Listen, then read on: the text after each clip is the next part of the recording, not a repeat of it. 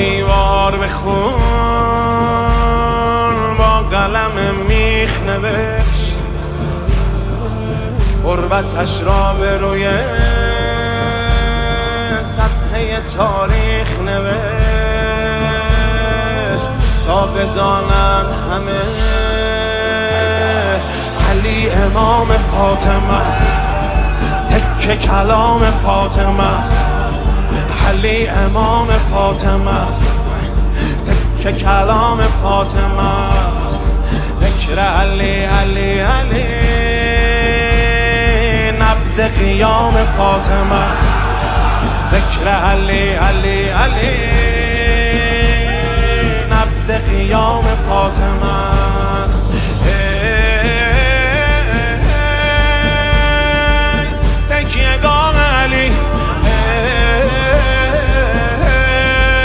سرپناه علی، با وجود تو همه خوبیم و رو به راه علی، رو به راه علی.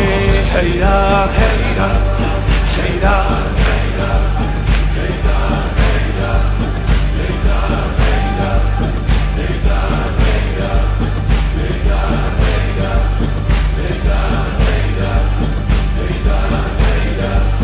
فاطمه در رهش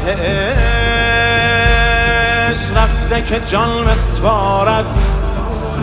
فاطمه روی علی بس که تعصب دارد تا بفهمند همه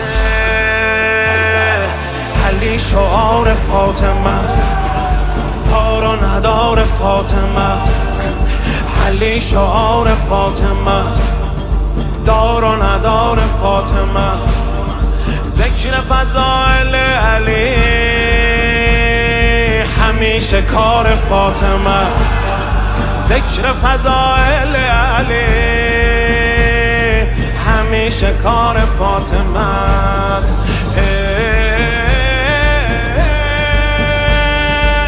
خاندار علی، اعتبار علی، با وجود تو همه هستیم در مدار علی، در مدار علی. حیدر حیدر علی حیدر